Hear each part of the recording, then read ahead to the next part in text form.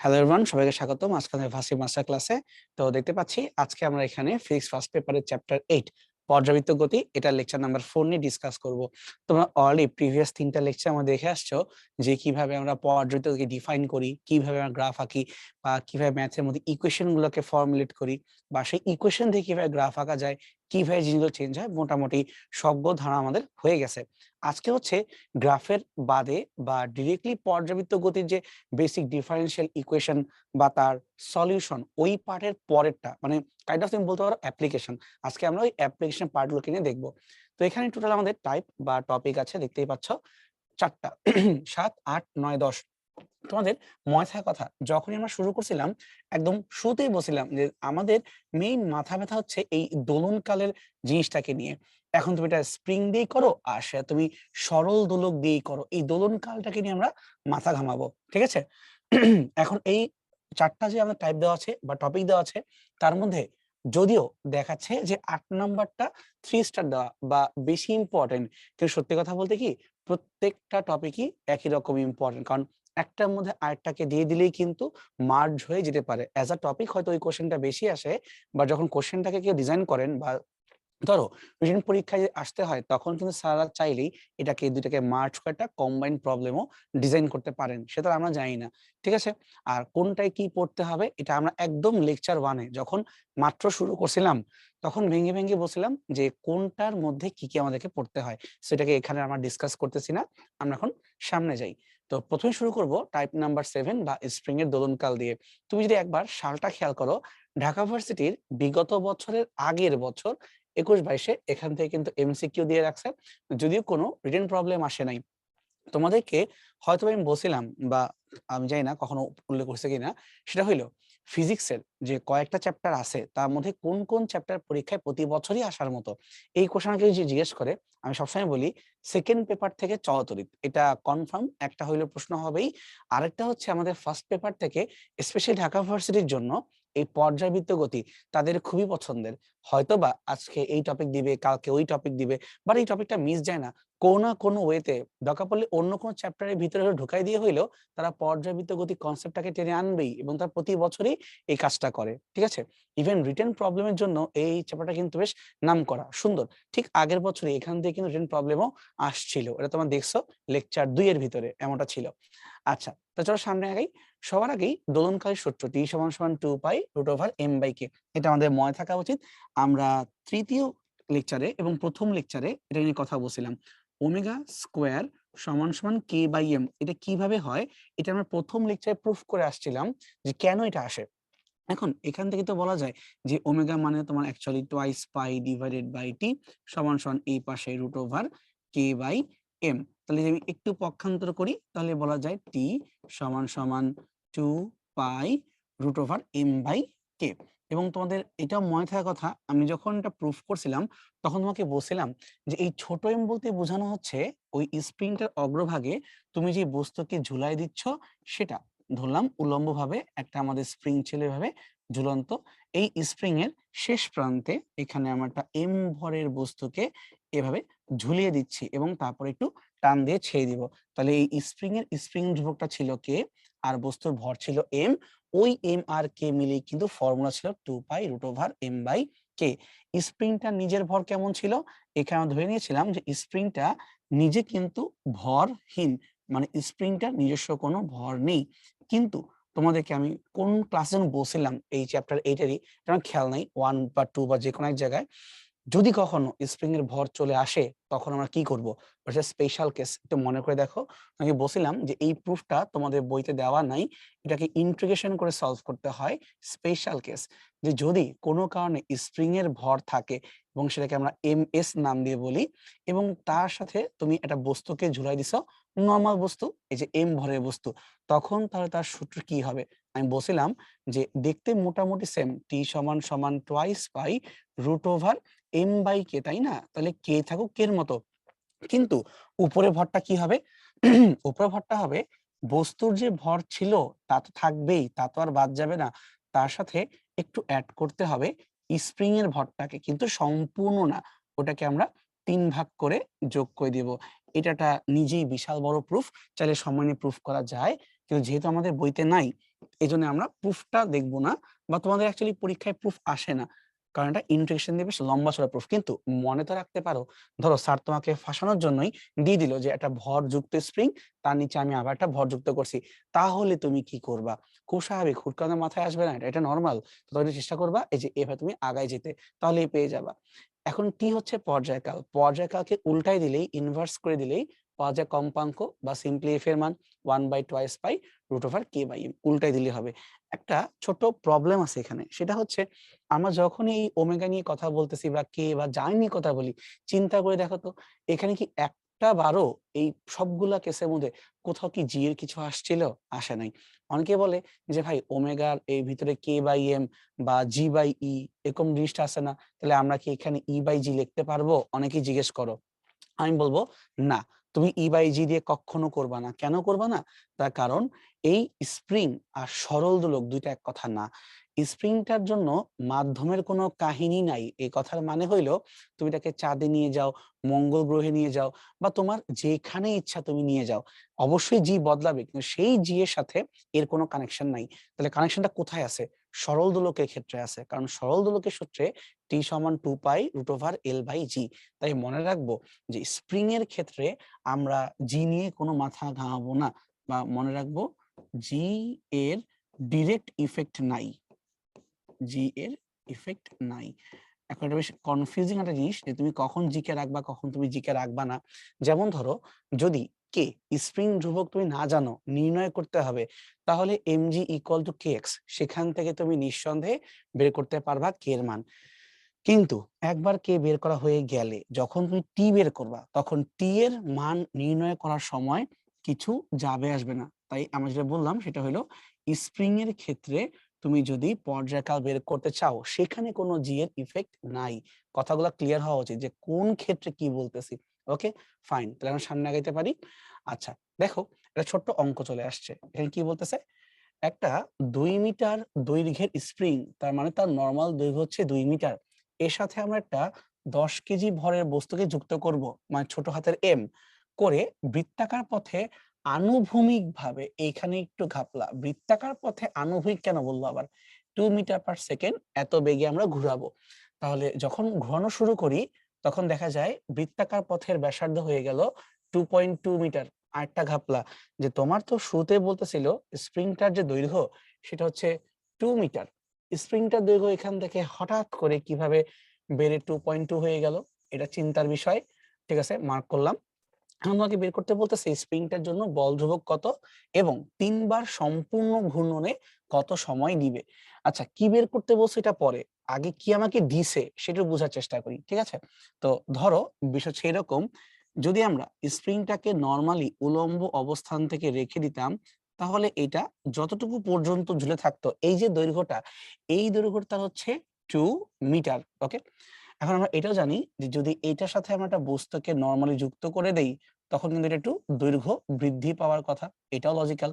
কিন্তু প্রবলেমটা যে জায়গাতে, সেটা হইলো এই বস্তুকে এড করার পরে তুমি কিন্তু ওকে এভাবে ঝুলায় দাও নাই, তুমি কি এটাকে আণবিকভাবে এভাবে ঘুরাচ্ছ। তার মানে আমি কিন্তু এটা বলতে পারি যে এই বস্তুটাকে স্প্রিংটার সাথে যুক্ত করার পরে যখন হাতে এইভাবে ঘুরাই, তখন কিন্তু মোটামুটি ধরো এরকম একটা আণবিকভাবে বৃত্তাকার পথে ঘূর্ণমান অবস্থায় চলে আসবে। স্প্রিংটা কোথায়? স্প্রিং এর একটা মাথা হচ্ছে এই বৃত্তের সেন্টারে, আর স্প্রিং এর আরেকটা মাথা কোথায়? সেটা হচ্ছে এই জায়গাতে, অর্থাৎ যেখানে আমরা এই যে বস্তুটাকে যুক্ত করে রাখছি, লাল কালারের এই যে বস্তুটা। তাহলে এই লাল কালারের বস্তু এখানে আসার পরে তার যে নতুন দৈর্ঘ্য হবে, একটু যুক্তি দিয়ে চিন্তা করো, এই নতুন দৈর্ঘ্যটাই কিন্তু আসলে এই বৃত্তাকার পথের ব্যাসার্ধ। আর তার মানে স্প্রিংটা এখন নতুন দৈর্ঘ্য হয়ে গেছে আর, এবং সেই মানটা কত? ওই মান তোমাকে দেওয়া আছে 2.2 মিটার। তাহলে আমরা যদি আদি দৈর্ঘ্য আর বর্তমান দৈর্ঘ্যের মধ্যে তুলনা করি বা কম্পেয়ার করি, তাহলে কি স্প্রিং এর দৈর্ঘ্যের পরিবর্তনটা পাওয়া যাবে না? নতুন দৈর্ঘ্য মাইনাস আদি দৈর্ঘ্য, 2 পয়েন্ট থেকে 2 বাদ দিলে পাওয়া যাবে 0.2 মিটার। তার মানে এর দৈর্ঘ্যের যে পরিবর্তন সেটা হচ্ছে 0.2 মিটার। এটা আমরা পেয়ে গেছি। এবার চিন্তা করো, যখন তুমি এই বস্তুটাকে ঘুরাচ্ছ, নিঃসন্দেহে একটা কৌণিক বেগ নিয়ে ঘুরাচ্ছ, তাই না? এভাবে ঘুরতেছে ঘুরতেছে। এখন কি চাচ্ছে আমার কাছে? তারা চাচ্ছে বল ধ্রুবকের মান কত। আমরা কিন্তু জানি F ইকুয়াল টু kx, বল ধ্রুবক করার জন্য। তো এখানে যে x দৈর্ঘ্যের পরিবর্তন সেটা আমরা পেয়ে গেছি, কিন্তু এই পরিবর্তনটা কোন বলের জন্য হচ্ছে চিন্তা করো তো। এই যে বস্তুকে তুমি ঘুরাচ্ছ, যখন তুমি ঘুরাবা এটাকে একটা ছিটকায় যাওয়ার টেন্ডেন্সি দেখাবে, তাই না?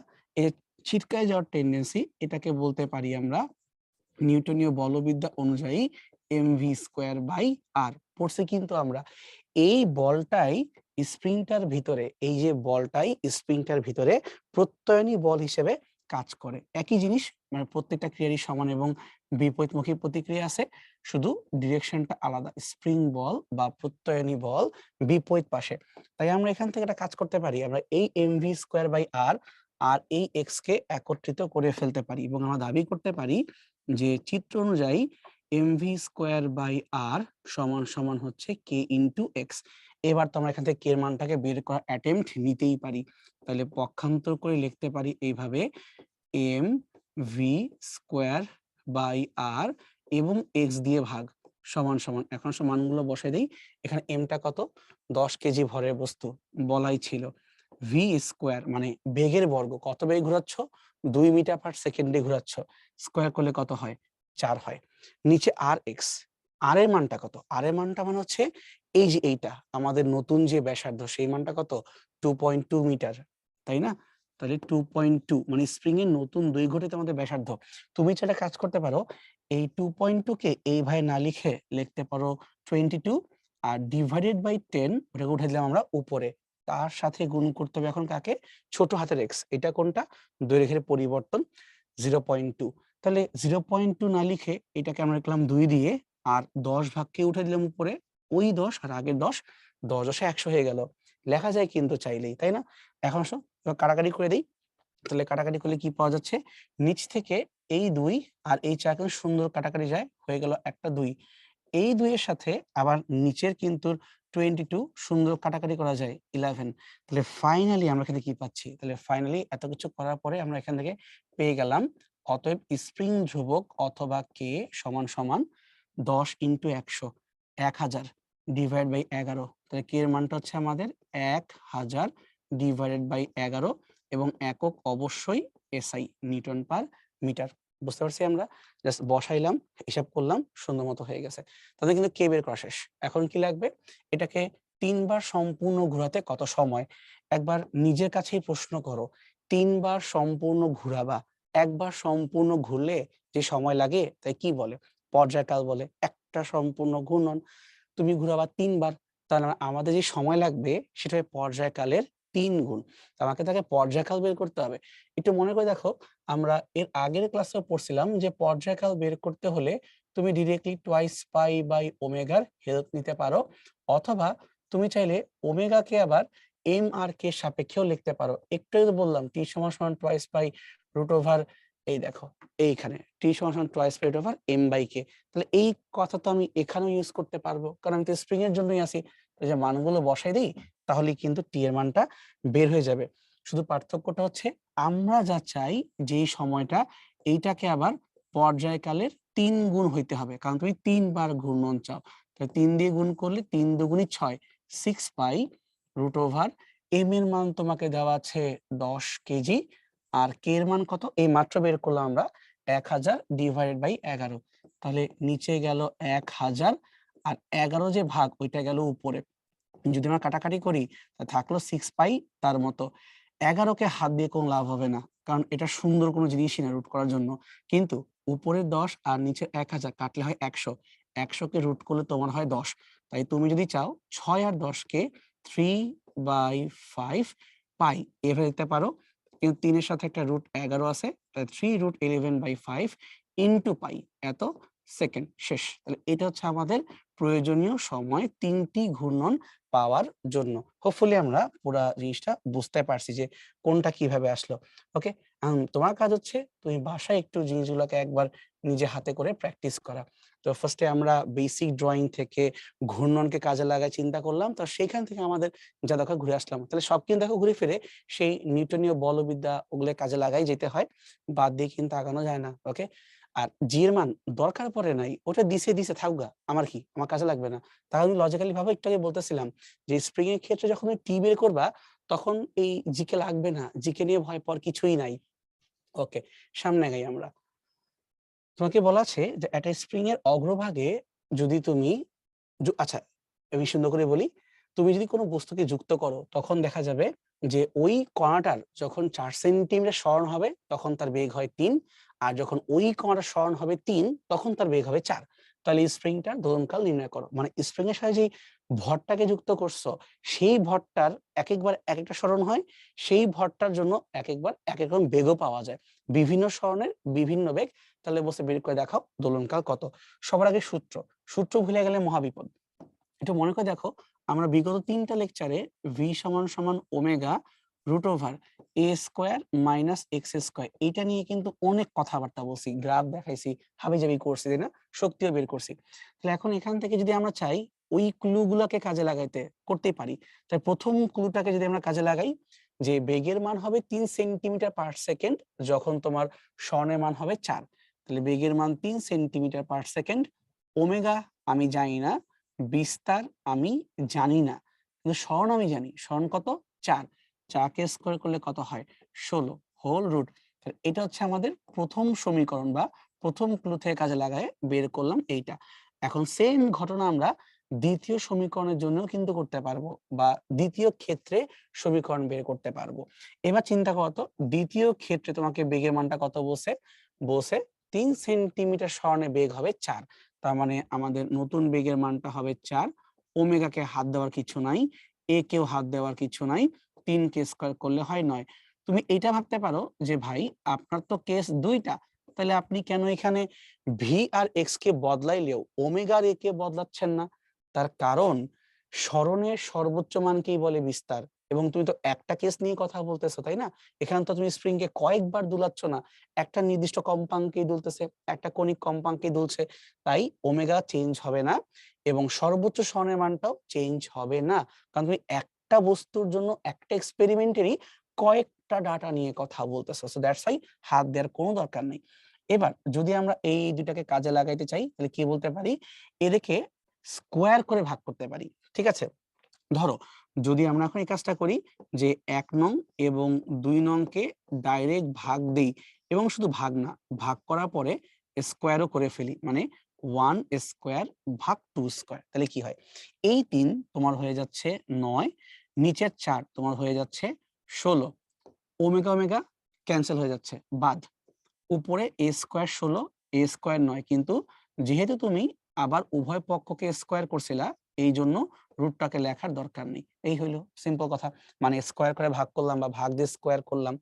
এবার আমরা কি করব, এতক্ষণ পর্যন্ত সব ঠিক ছিল, এখন তুমি চিন্তা করো তুমি ক্রস গুণ করতে পারো, কিন্তু ওইটা না করলেও চলে, আমরা ছোটকালে যোজন বিয়োজন শিখে আসছিলাম। তাহলে এখন আমরা উপরে এবং নিচে যোজন বিয়োজন করব, তাহলে দেখবা তোমার প্রবলেমটা অনেকটা সলভ হয়ে গেছে। তাহলে 9 আর 16 উপরে যোগ করলে কত হচ্ছে, উপরে যোগ কত হচ্ছে 25। আর যদি আমরা 16 থেকে 9 কে বাদ দিই, বি কেয়ারফুল, বিয়োজনটা কেয়ারফুলি করতে হয়। আমি যদি ব থেকে ছোট মানে 16 ছিল নিচে, 16 থেকে 9 কে বাদ দিয়ে দিই, তাহলে তোমার কত হচ্ছে, এখানে তোমার আসতেছে 7। ওকে, যদি উপরে যোগ করি এ স্কোয়ার 16 আর এ স্কোয়ার 9, তাহলে উপরে যোগ করলে এ স্কোয়ার হয়ে গেল আমাদের দুইটা, 16 আর 9 কে যোগ করলে হচ্ছে আমাদের 25। কিন্তু নিচে কি করব, হর থেকে লবকে বাদ দিচ্ছিলাম, প্রথমবার যা করছো এই বতাই করবা, এ স্কোয়ার থেকে স্কোয়ার বাদ দিছো, বাদ, -9 থেকে -16 কে বাদ দিবা, তাহলে +16, 16 থেকে 9 কে বাদ দিলে কত হয় 7।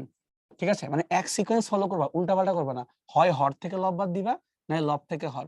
এই কাজ যদি করি উভয় পক্ষ থেকে 7 কে বাদ দেওয়া যায় এবং লেখা যায় 25 সমান সমান 2a square minus 25। So basically এখানে বলতে পারি আমরা দুইটা a স্কোয়ার মানে 25, 25 আসলে 50। তাহলে এখন তো রুট করাই যাবে, অতএব যদি আমরা এখানে রুট করে দেই তাহলে প্রথমত আমরা 2 দিয়ে ভাগ করব 25, রুট করলে তোমার কত হবে 5 5 এ 25, তাই না? তার মানে এর মান পাইলে আমরা প্লাস মাইনাস 5। একক কি হবে? আমি প্রথম থেকেই প্রশ্নে যা আছে সেভাবে ফলো করে আসছি। Centimetre, centimetre per second. তার মানে এখানে উত্তরটা আসবে 5 সেন্টিমিটার। কোনো মিটার ফিটার কিচ্ছু হবে না। ওকে। তো এটা হচ্ছে আমাদের প্রথম ম্যাথ ছিল যে আমরা বের করে ফেললাম যে ম্যাথে কাটাকাটি করে এর মানটা কত। বাট তোমাকে জিজ্ঞেস করছে দোলনকাল কত? লাভ তো হইল না।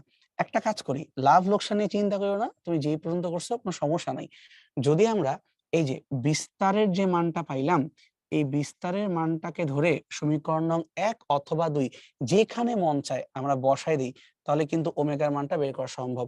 ধরো আমার মন চাচ্ছে আমি মানটাকে বসাবো নাম্বার 1 এ।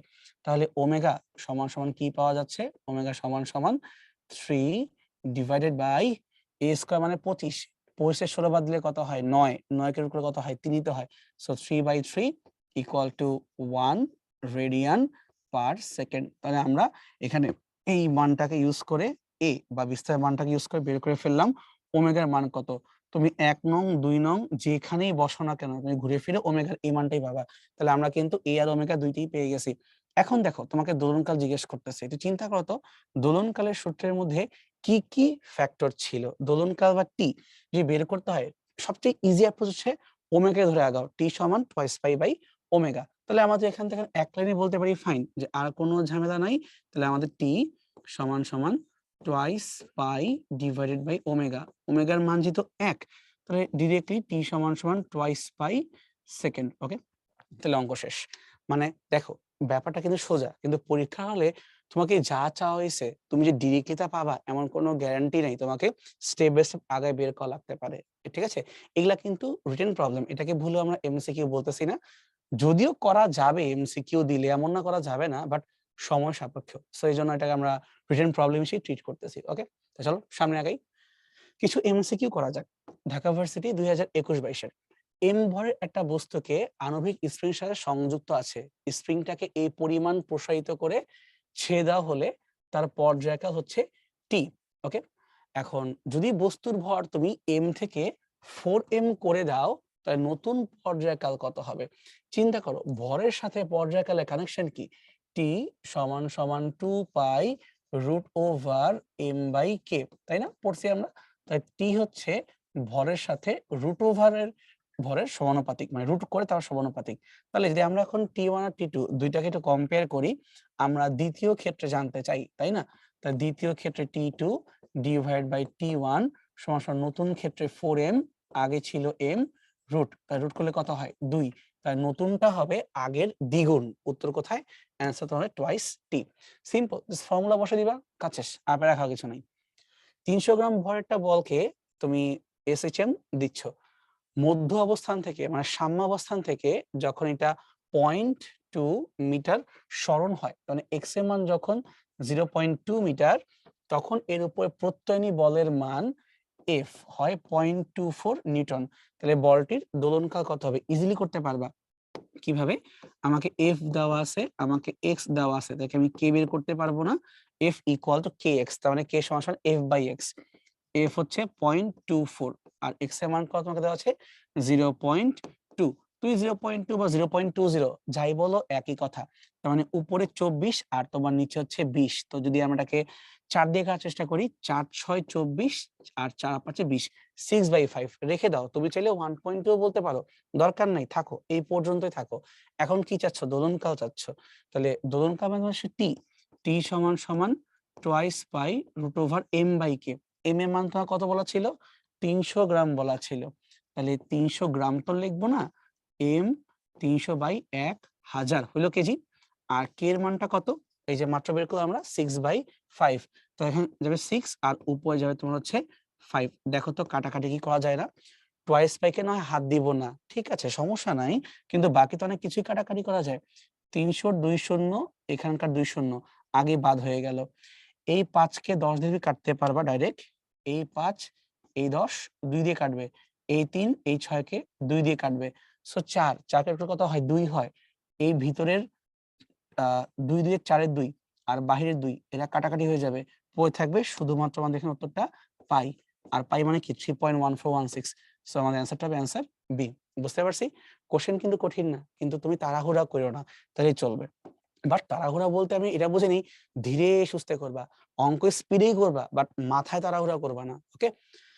এম ভরের একটি বস্তুর জন্য পর্যায়কাল যদি 2 সেকেন্ড হয়, তাহলে 4m ভরের বস্তুর জন্য পর্যায়কাল কত হবে? আমরা খুব ভালো করে জানি যে টি এর সাথে সম্পর্কটা হচ্ছে √m। 4 গুণ করছো মানে দ্বিগুণ হয়ে যাবা। তাহলে আগে ছিল 2 সেকেন্ড, তুমি এখন হয়ে যাবা 4 সেকেন্ড। একটা আদর্শ স্প্রিং এর শেষ প্রান্তে ঝুলানো একটি ভর টি পর্যায়কাল নিয়ে উল্লম্বভাবে স্পন্দিত হয়। এখন যদি আমরা এর বিস্তারকে দ্বিগুণ করে দেই, তাহলে কি যায় আসবে? কিছুই যাবে আসবে না। তার কারণটা হচ্ছে আমি কত টেনে ছেড়ে দিব এটা আমার ইচ্ছা। আমি চাইলে 1 সেন্টিমিটার টানতে পারি, আমি চাইলে 1 মিটারও টানতে পারি। তার সাথে স্প্রিং এর কম্পনের কিছুই যাবে আসবে না। তার কারণ ওর টি এর ভিতরে বিস্তারের কোনো কানেকশন নাই। ওখানে শুধুমাত্র বল ধ্রুবকের কানেকশন আছে আর ভরের কানেকশন আছে। তাই চেঞ্জ হবে না। উত্তর টি ছিল, টিই থাকবে। এবার আমরা যাই নতুন টাইপের সরল দোলকের জন্য দোলনকাল। এতক্ষণ তো আমরা স্প্রিং নিয়ে কথাবার্তা বললাম, কিন্তু একবার খেয়াল করে দেখো এই সরল দোলকের দোলনকালে মোটামুটি ঢাকা ভার্সিটি কিন্তু বেশ পছন্দের জায়গা এটা। তারা কিন্তু প্রশ্ন মোটামুটি দিতেই থাকে। যদি আমরা জিএসটির কথা বলি বা এগ্রিকালচার গুচ্ছ কথা বলি, তারা কিন্তু বেশ ভালোই রিপিট করে। আর জাহাঙ্গীরনগর ভার্সিটি তো মনে হয় এটা খুব পছন্দের জিনিস। পারলে প্রতি বছরই এখান থেকে প্রশ্ন দিয়ে দিচ্ছে। তাহলে আমাদেরও ভালো ভালো লাগা জিনিস। আসুক, ইজি জিনিস আসুক, কোনো সমস্যা নাই। আমরা থিম বয়ে যাব। ইজি হোক, কঠিন হোক, যাই হোক আমরা পারবো। সমস্যা নাই। তাহলে এখন আগে একটু রিমাইন্ডার দেই যে সরল দোলকের সূত্র কি ছিল? একটু আগে বলতেছিলাম যে যদি আমরা স্প্রিং এর ক্ষেত্রে আসি, স্প্রিং এর সূত্র হচ্ছে T সমান টুয়াইস পাই √m/k। এইখানে কিন্তু জি এর কোনো ইফেক্ট নাই। কিন্তু তুমি যখনই সরল দোলকের কাছে যাবা, এই পুরা চেহারাটাই বদলায় যাবে। তখন টুয়াইস পাই থাকবে। দেখো m/k এর জায়গায় কিন্তু l/g এরকমটা চলে আসে। আর যেহেতু এখানে জি আছে, তার মানে ডিরেক্টলি তোমার বলতে পারো দোলনকাল জি এর উপর ডিপেন্ড করে। জি কি ভাবে চেঞ্জ হইতে পারে একবার চিন্তা করো তো। আমি যদি পৃথিবী পৃষ্ঠ থেকে যে কোনো হাইটে যাই বা পৃথিবী পৃষ্ঠ হতে যে কোনো গভীরতায় ডেপথে যাই, বা ধরো আমি আমার পৃথিবীতে লোকেশন চেঞ্জ করলাম, মানে ছিলাম বাংলাদেশ চলে গেলাম আমেরিকা, এরকম যে লোকেশন বদলাই, অথবা পৃথিবীই বাদ আমি অন্য কোনো গ্রহেই চলে যাব, অন্য কোনো প্ল্যানেটে চলে গেলাম, হাজার হাজার ওয়েতে কিন্তু এই জি কে বদলানো যায়। তাই প্রতিবারই যখন এই জি বদলাবে, প্রতিবারই কিন্তু আমার টি বদলাই যাবে। কথা বুঝতে পারছো? তার মানে সরল দোলক নিয়ে কাজ করতে গেলে অনেকগুলো ফ্যাক্টর মাথায় রাখতে হয়, কিন্তু স্প্রিং নিয়ে কাজ করতে গেলে এই স্পেস নিয়ে গুলি মারো, আমার কিচ্ছু যায় আসে না। খালি কে এর মান বলো, আমি তাতে খুশি, আমার কোনো সমস্যা নাই। ঠিক আছে? তাহলে এখান থেকে কিন্তু আমাদের বেশ ভালো পরিমাণে ম্যাথটা জিজ্ঞেস করে। যেমন মেডিকেলের পরীক্ষাটা কমন এমসিকিউ হচ্ছে যে এই কার্যকরী দৈর্ঘ্য নির্ণয় করা, কমনলি অঙ্ক দিয়ে দেয় মেডিকেলের পরীক্ষাতেও। তো আমরা একটু যেটাই পড়ি ভালো করে বুঝে যাব, যেন একাধিক পরীক্ষাতে বসলেও সমস্যা না হয়। ওকে? তাহলে আসো আমরা বোঝার চেষ্টা করি কেন সরল দোলকের ক্ষেত্রে টি সমান 2 পাই √l/g হয়। তো এটা বোঝার জন্য আগে আমরা একটা বেসিক ড্রয়িং করে নিই সরল দোলকের, তাহলে ভালো হয়। ধরলাম সরল দোলক কি জিনিস ভাই? এইভাবে উপর থেকে একটা সুতাকে ঝুলাই দিব। এই সুতার দৈর্ঘ্যটা হচ্ছে ছোট্ট হাতের এল সুতার দৈর্ঘ্য, এবং তার সাথে আমরা একটা ববকে ঝুলাবো। এই ববের অবশ্যই একটা ব্যাসার্ধ আছে। তাহলে এই ববের যে ব্যাসার্ধ, এটা কি একদম সেন্টার পর্যন্ত, তার মানে ঝুলন বিন্দু হতে ববের সেন্টার পর্যন্ত টোটাল যে দূরত্ব, এটাকে বলা হয় কার্যকরী দৈর্ঘ্য, বা সিম্পলি এটাকে আমরা বড় হাতের এল দিয়ে বলি কার্যকরী দৈর্ঘ্য। আচ্ছা, এখন এই জায়গাটার নাম হচ্ছে সাম্যাবস্থান। মানে বেসিক্যালি তুমি যদি একে না দুলায় রেখে দাও, ও কই বসে থাকবে, এই জায়গাতে স্থির থাকবে। সো তোমার হচ্ছে সাম্যাবস্থান। কিন্তু আমরা তোকে দোল দিতে আগ্রহী, তাই কি করব? আদি অবস্থান থেকে টেনে ওকে আগে একটু সরায় দিব, এরকম একটা বিস্তার দিব। কারণ বিস্তার না দিলে তো ও দুলবে না, তাই না? এই যে এই পয়েন্টে আনবো, এবার ছেড়ে দিব। তো তুমি যেই পর্যন্ত টেনে আনছো ওকে, এই যে এইভাবে, এটা হচ্ছে থেটা। তুমি কি হাতে ডান দিকেও আনতে পারো, তুমি হাতে বাম দিকেও আনতে পারো, তাহলে কোনো সমস্যা নাই, আসলেই হইলো। এখন চিন্তা করো যে এই জায়গায় এই ভরটার উপরে কি কি কাজ করতেছে। যখনই কোনো ভর থাকে আমরা জানি পৃথিবী তাকে সোজা খাড়া নিচের দিকে অবশ্যই আকর্ষণ করবে। তার মানে পৃথিবীর যে আকর্ষণ বা mg, তা হবে তোমার নিচের দিকে। কিন্তু আমরা বলবিদ্যায় পড়ে আসছি যে আমরা চাইলে যে কোনো ভেক্টরকে বা বলকে যে কোনো দিকে ভাগ করতে পারি, এটা আমাদের ইচ্ছা। মানে অসংখ্য দিকে উপাংশ হইতে পারে, কিন্তু আমরা লম্ব উপাংশ নিব 2টা। ঠিক আছে? লজিক্যালি ভাবো যে কেন ভাই তোমাকে আমি লম্ব উপাংশের কথা বলতেছি। তার কারণ এই যে সুতাটা, এই সুতার উপরে কি ওজনের একটা ইফেক্ট পড়তেছে না? মানে টান, সুতার টান কাজ করতেছে এই বরাবর। বাট প্যারাটা খাইতেছি কোথায়? যে ভাই সুতা তো খুব বাঁকায়া গেছে। আর পৃথিবীর আকর্ষণ তো খাড়া নিচে, কিন্তু একদিকে হইল না। এই একদিকে যেহেতু হইল না, এই জন্যই আমরা এখানে এই ওজনটাকে বা পৃথিবীর টানটাকে 2 ভাগে ভাগ করব। একটা হবে এই সুতার দৈর্ঘ্য বরাবর এইভাবে, তো আরেকটা হবে এর সাথে লম্ব দিক বরাবর। কারণ আমরা বলছি যে আমরা যখনই লম্ব উপাংশ করি তখন 2টা নিতে হয়। আর নরমাল উপাংশ বললে অভাব নাই, কোটি কোটি হাজার হাজার অসীম সংখ্যক হইতে পারে। এখন তোমরা হালকা বুদ্ধি খাটাও এবং চিন্তা করে দেখো, এই জায়গার যে অ্যাঙ্গেলটা, এই অ্যাঙ্গেলটাও কিন্তু থেটাই হওয়ার কথা, তাই না? আর অন্য কিছু হবে কেন? তো যে আমরা এটাকে একটু উপাংশ করে ফেলি, যেই দিকে থিটা কোণ করে আছো তার সাথে হবে কোসাইন। এটা আমরা ভেক্টর ক্লাস দেখে আসছিলাম যে যেই দিকের সাথে থিটা অ্যাঙ্গেল করে থাকবা সেখানে উপাংশটা হবে কস থিটা, আর তার লম্ব দিকটা তোমার জন্য হবে সাইন থিটা। তার মানে বেসিক্যালি এটা যদি বলি আমরা, এই যে ডিরেকশনটা, এই ডিরেকশন যে ফোর্স, এটা আমার হয়ে যাচ্ছে এম জি সাইন থিটা। আমি দেখো হুট করে কিন্তু কালার চেঞ্জ করছি, নিঃসন্দেহে আমার কোনো এখানে চাওয়া পাওয়া আছে। লজিক্যালি ভাবো, এই বস্তুটার ওজনের যে উপাংশটা mg cos, এইটা আর সুতার টান কিন্তু ব্যালেন্স হয়ে গেছে। ব্যালেন্স হয়ে গেছে বলেই কিন্তু এই ববটা সুতা থেকে ছিঁড়ে পড়ে যাচ্ছে না বা উপরেও উঠে যাচ্ছে না।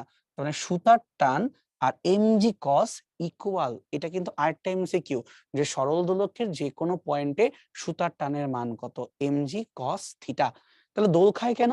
তার কারণ দেখো তো, mg sin থিটা, এটাকে ব্যালেন্স করার জন্য কিন্তু ঊর্ধ্বমুখী কোনো বল নাই বা এটা অপোজিট কোনো বল নাই। তাহলে এই mg sin থিটা সেই বল যার কারণে তুমি এভাবে দোল খাও। আমি কি বলতে পারি, এই যে একটা দোলনাকে আমি এভাবে টান দিয়ে পিছিয়ে আনছি, আমি তো বল প্রয়োগ করছি না, প্রযুক্ত বল। বাট যখনই ছাড়বো তখন কি সামনে আগায় যাবে। কেন আগাবে? তার কারণ আমার এই বাহ্যিক বলে একটা প্রত্যয়নী বল কাজ করে, এবং এই সেই প্রত্যয়নী বলটাই হচ্ছে এখানে mg sin থিটা। তাহলে যদি আমরা এখানে চিহ্ন বাদ দিয়ে লিখি, ঠিক আছে, চিহ্ন বাদ দিয়ে লিখি, তাহলে প্রযুক্ত বল হচ্ছে এফ সমান সমান এম জি সাইন থিটা। মানে আমি তো এম এ দিচ্ছি, সেটাই আমার এখানে এম জি সাইন থিটা এভাবে কাজ করতেছে। একটু চিন্তা করে দেখো যে এখানে এই থিটার সাথে কি কি জিনিস চিন্তা করা যাইতে পারে বা কিভাবে তুমি ভাবতে পারো। যদি আমরা এই চিত্রেই বিস্তার, সরণ এগুলোকে আনতে চাই, একটু লজিক্যালি ভাবি। সাম্যাবস্থান থেকে তুমি যেই পয়েন্টেই থাকো না কেন, যে কোনো মোমেন্টে, এই যে যতটুকু তুমি লম্ব দূরত্বে থাকবা, এইটাকে কিন্তু বলা হয় সরণ অথবা এক্স, তাই না? আর আমাদের যে কার্যকরী দৈর্ঘ্য, এই সাদা কালারের কার্যকরী দৈর্ঘ্য, এই তোমার হচ্ছে বড় হাতের এল। তাহলে এই চিত্র থেকে আমরা এমনটা দাবি করতে পারি না যে, ধরো একটা আমরা সমকোণী ত্রিভুজ পাচ্ছি, যেই সমকোণী ত্রিভুজের এই অতিভুজটা হচ্ছে কার্যকরী দৈর্ঘ্যকে বোঝায়, এই বাহুটা সরণকে বোঝায়, আর এটা আমার অ্যাঙ্গেল থিটাকে বোঝায়। তাহলে কোনটা কি হলো? থিটার মুখের সামনে লম্ব, আর এ তোমার হচ্ছে অতিভুজ। তাহলে আমরা জানি, আমরা লিখতে পারি সাইন থিটা সমান সমান লম্ব ডিভাইডেড বাই অতিভুজ। আমরা যদি চাই তাহলে ওই জায়গাতে mg sin থিটা, এই sin থিটার পরিবর্তে কিন্তু বসাই দিতে পারবো x by l, m g x by l বসানো যাবে কিন্তু, তাই না? আচ্ছা, আর আমরা জানি স্প্রিং ফোর্স বা সিম্পলি প্রত্যয়নী বলকে আমরা F equal to k x এভাবে কিন্তু চাইলে লিখতে পারি। এবার তুমি চিন্তা করো, উভয় পক্ষ থেকে যদি আমরা এক্স কে কাটাকাটি করে দেই, তাহলে কে সমান সমান m into g by l এমনটা দাঁড়ায়। অথবা আমরা যদি এটা লিখতে চাই যে কে আর এম এর অনুপাত সমান সমান লেখা যাবে জি বাই এল। মনে করে দেখো, ওমেগা স্কোয়ার কে কিন্তু আমরা কে বাই এম দিয়ে প্রকাশ করি। তার মানে ওমেগা স্কোয়ার মানে হচ্ছে জি বাই এল। কোন ক্ষেত্রে? সরল দোলকের ক্ষেত্রে। তাহলে এখন তো টি বের করতে কোনো কষ্টই হবে না, কারণ কি টি সমান সমান twice pi divided by omega, তাহলে root over L by g. এই যে একদম সিম্পল প্রমাণ। তো ঢাকা ভার্সিটি পরীক্ষায় এই প্রুফ গুলো আসতে পারে। কেন দেখা দিলাম? কারণ রিসেন্ট টাইমে দেখলাম যে তোমাদের ঢাকা ভার্সিটি টানা প্রতিবারই কিছু না কিছু ছোট না ছোট প্রুফ দিয়ে যাচ্ছে। তাই তুমি যদি বেসিক থিমটা বুঝো তাহলে কিন্তু কোনো সমস্যাই হবে না। আরেকটা রিমাইন্ডার দিয়ে দিই, এখানে যে আমরা এই প্রুফটা করলাম এটা কতক্ষণ পর্যন্ত সরল দোল গতি হইতে পারবে, যতক্ষণ পর্যন্ত এই থিটা মানটা যথেষ্ট ছোট হবে, অর্থাৎ এই থিটার মানটার লিমিট হচ্ছে আপ টু 4 ডিগ্রি, এই পর্যন্ত থাকলে এটা সরল ছন্দিত গতি, তারপরে কিন্তু আর সরল ছন্দিত গতি থাকে না। এই ব্যাখ্যাগুলো বেশ জটিল, তোমাদের বইতে অত ক্লিয়ার করে দেওয়াও নাই। তার কারণে আমি সিম্পল বইতে বলি যে ধরো এই কলমটাকে আমি একটু টান দিচ্ছিলাম ও সুন্দর এরকম দুলবে, ঠিক আছে? বোঝানোর খাতিরে বলতেছি যে এইভাবে এইভাবে দুলবে, কিন্তু বাস্তবে এইভাবে দোলা সম্ভব না। তুমি যদি একটা সুতার সাহায্যে একটা বলকে ঝুলায় বেশ বড় অ্যাঙ্গেল করে ছেড়ে দাও, দেখবা ওরকম সোজা দুলতেছে না, এরকম যে বাঁকায় বাঁকায় দুলতেছে, এরকম বাঁকায় বাঁকায় দুলতেছে। কারণ এটা কিন্তু সিম্পল পেন্ডুলাম থাকবে না, এটা কিন্তু জটিল হয়ে যাবে। সেই জিনিসগুলোকে কিভাবে সলভ করতে হয় তোমাদের বইতে শেখানো হয় নাই বা তোমাদের সিলেবাসেই নেই। ওইটা বুঝতে হইলে আরো কিছু ম্যাথমেটিক্স জানতে হয়। বেসিক্যালি ক্যালকুলাসেরই কিছু বিষয় আছে, জানতে হয়, তাহলেই পারা যায়। ওটা আপাতত দরকার নাই, আমরা এভাবেই ভালো আছি, হ্যাঁ? মানে ইন শর্ট সিম্পল ওয়েতে ভালো আছি। চলো সামনে আগাই। তোমাদের এখান থেকে সবচেয়ে কমন প্রশ্ন হচ্ছে বিভিন্ন গ্রাফ, মানে সরল দোলকের ক্ষেত্রে কি গ্রাফ হইতে পারে? যেমন ধরা যাক টি স্কোয়ার ভার্সেস এল, এই গ্রাফ আঁকবো। অথবা ধরো টি ভার্সেস রুট ওভার এল, এটা আঁকবো। অথবা ধরো চিন্তা করা যাক টি ভার্সেস এল, আমরা এই গ্রাফ আঁকবো। এখানে অসংখ্য গ্রাফ আঁকতে পারবো, আমি চুজ করলাম তিনটা, মানে পর্যায়কাল আর তোমার কার্যকরী দৈর্ঘ্যের মধ্যে ভাবে তিনটা গ্রাফ আমরা চিন্তা করলাম, মানে সবচেয়ে কমন গ্রাফ চিন্তা করলাম আর কি। আচ্ছা, গ্রাফকে বলার নিয়মটা কি? বলার নিয়মটা হচ্ছে ওয়াই ভার্সেস এক্স, মানে তুমি ওয়াই অক্ষে রাখবা টি স্কোয়ার আর এক্স অক্ষে রাখবা তুমি হচ্ছে এল, এটা হচ্ছে মেইন ঘটনা। আমরা শুরু করি মাঝখানটাকে দিয়ে, ইজি পার্টটাকে দিয়ে শুরু করি। তাহলে আমরা জানি সূত্র টি সমান সমান twice pi root over L by G. একবার চিন্তা করো, টি সমান সমান এই twice pi constant, root over G এটাও কনস্ট্যান্ট, শুধুমাত্র রুট ওভার এলটাকে একটু আমি এখানে সাইড করে লিখলাম। আমরা যদি এখন জিনিসটাকে এইভাবে বলি যে ভাই দেখেন, আপনি তো বলতেছেন এই টিটাকে রাখবেন ওয়াই অক্ষে, আর এই রুট এল এইটাকে আপনি চাচ্ছেন রাখতে এক্স অক্ষে। কিভাবে বুঝলাম? Y versus x. তাহলে মাঝখানের এই যে 2 পাই আর রুট ওভার জি, পুরা ব্যাপারটাই কি একটা কনস্ট্যান্ট আকারে আছে না? মানে এটা কিন্তু চেঞ্জ হচ্ছে না, এটা কিন্তু কনস্ট্যান্ট। তাহলে এটা আমি একটা কি ফিল পাচ্ছি? Y equal to M x, এরকম ফিল পাচ্ছি না? তার মানে আমরা একটা সরল রেখা আকার প্ল্যান করতেছি, যেই সরল রেখায় ওয়াই অক্ষে রাখবো আমরা এই যে টি কে, আর যার এক্স অক্ষে থাকবে আমাদের এল না, রুট ওভার এল, এমনটা হবে। তখন দেখা যাবে আমরা একটা মূল বিন্দুগামী সোজা সরল রেখা পেয়ে যাচ্ছি। এই যে মূল বিন্দুগামী সোজা সরল রেখা, এই রেখার ঢাল কিসে নির্দেশ করবে? 2 পাই বাই রুট জি। তাহলে এই সরল রেখার ঢাল এম আমাদেরকে নির্দেশ করবে twice pi divided by root over G. শেষ, বের হয়ে গেল। এখন সেম কাজটা আমরা অ্যাপ্লাই করব এই গ্রাফটা আঁকার সময়, টি স্কোয়ার ভার্সেস এল। তাহলে শুরুতেই মেইন সূত্রকে আমরা বর্গ করে দেই। তাই টি স্কোয়ার সমান সমান 4 পাই স্কোয়ার এল বাই জি। কি করলাম? মেইন সূত্রকে স্কোয়ার করে দিলাম। ওকে, এবার একটু সাজাগুজা করো, তোমার যেভাবে দরকার। তাই টি স্কোয়ারটা আলাদাভাবে আছে, 4 পাই স্কোয়ার জি কে এক জায়গায় রাখলাম আর এলটাকে এক জায়গায় রাখলাম। এখন এটাকে আসলে আমরা ধরে ফেলি ওই ওয়াই ভার্সেস এক্স দিয়ে। তাহলে আমি চাচ্ছি এই টি স্কোয়ার পুরোটা থাকবে ওয়াই অ্যাক্সিসে, আর এল এই পুরো থাকবে এক্স অ্যাক্সিসে। কিভাবে? Y versus x. তাহলে এরা বাদে বাকি যা কিছু আছে 4 পাই স্কোয়ার জি, চিন্তা করো তো 4 পাই জি সবই কি আসলে কনস্ট্যান্ট না? তাহলে আমাদের এই পদটাও কিন্তু দেখতে হুবাহু ওইটার মতোই টাইপ হয়ে গেল, যে Y equal to M X, এই টাইপ হয়ে গেল। আর Y equal to M X কথার মানে তোমার হচ্ছে সোজা মূলবিন্দুগামী সরল রেখা। তাহলে আমরা এখান থেকে যেই গ্রাফটাই পাবো সেটা হবে এরকম, যে যদি আমরা ওয়াই অক্ষে রাখি পর্যায়কালের বর্গকে আর এক্স অক্ষে রাখি আমরা এল কে, আমরা একটা মূলবিন্দুগামী সরলরেখা পেয়ে যাব। কিন্তু এই সরল রেখার ঢাল অবশ্যই একটু আগে যেটা বের করছিলাম ওইটা হবে না, তার স্কোয়ার আকারে 4 পাই স্কোয়ার বাই জি। ওকে, তো তোমরা যে কাজটা করবা, তোমরা কিন্তু কখনোই ঢাল মুখস্থ করবা না। তোমাকে যাই বের করতে বলি বা হাতে লিখে চেক দিয়ে তারপরে বলো যে হ্যাঁ ভাই ঠিক আছে, এটা হচ্ছে ঢাল বা এটা হচ্ছে ওইটা। ফাইন, তাহলে আমরা এতক্ষণ পর্যন্ত দুইটা এই কমন গ্রাফ বুঝে গেছি। এখন যাব টি ভার্সেস এল এর কাছে। একটু খেয়াল করো, আমরা এই সূত্রের দিকে যদি তাকায় থাকি, কি গেস করতে পারি? আমরা একটা কাজ করি, এটাকে স্কোয়ার করে দেই। কেন? কারণ এল এর উপরে তো এখানে কোনো রুট নাই, তাহলে আমি তো রুটকে রাখতে পারবো না। তাহলে এই টিটা হয়ে যাচ্ছে আমাদের টি স্কোয়ার সমান সমান 2 পাইটা হয়ে যাচ্ছে 4 পাই স্কোয়ার। নিচের যে জি ওটাকে আমরা 4 পাই স্কোয়ারের সাথে রাখলাম, আর এলটাকে একটু সাইড করে রাখলাম। ঠিক আছে, মানে আমরা আমাদের মেইন সূত্রকেই স্কোয়ার করে একটু সাজায় লিখলাম। এইবার প্রবলেমটা হয়েছে যে জায়গাতে এতক্ষণ পর্যন্ত যাকে দরকার ওয়াই, যাকে দরকার এক্স ডিরেক্টলি পাচ্ছিলাম, এবার পাচ্ছি না। তাহলে কি করব? লজিক্যালি ভাবো, আমার এক্স অক্ষে আছে এল, লাকিলি পেয়ে গেছি আমার এক্স অক্ষ, কিন্তু ওয়াই অক্ষে তো টি। তাহলে কি করব? আমি শুধুমাত্র এই টিটাকে ক্যাপচার করব, শুধুমাত্র টিটাকে। তাহলে এটা হচ্ছে আমার জন্য ওয়াই, বাট প্যারা খাইলাম কোথায়? টি এর মাথায় স্কোয়ার। তাহলে আমি যে টি কে ওয়াই দিয়ে প্রকাশ করি, ওয়াই এর মাথায় স্কোয়ার। তুমি যাকে যা ধরবা তার পাওয়ার থাকলে ওইটা বসাইতে হবে। ওখানে পাওয়ার ছিল 1, তোমাকে 1 লেখা লাগে নাই। এবার একটু ম্যাথমেটিক্স এর কথা মনে করা যাক।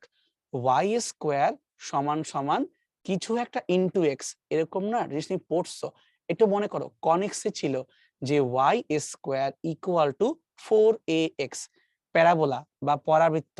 তার মানে আমাদের এটা একটা প্যারাবোলা বা পরাবৃত্তাকার গ্রাফ হবে। একটা কাজ করি, তাহলে আমরা আগে এক্স অক্ষ আর ওয়াই অক্ষ টান দিয়ে নিই। তাহলে আমরা কি করব?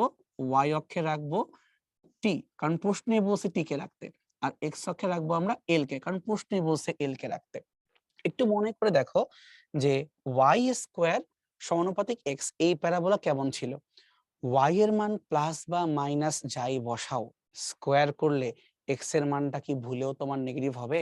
তার মানে তুমি শুধুমাত্র এক্স অক্ষের ধনাত্মক দিকে থাকবা, কিন্তু ওয়াই অক্ষের প্লাসও হইতে পারে, মাইনাসও হইতে পারে। ইজি করে বলি আমরা এইভাবে, যেই অক্ষের পাওয়ার 1 তোমার মুখ থাকবে সেই অক্ষের দিকে, মানে ওটা ইউ শেপের গ্রাফ হবে, বাট তার মুখ থাকবে যার পাওয়ার 1 তার দিকে।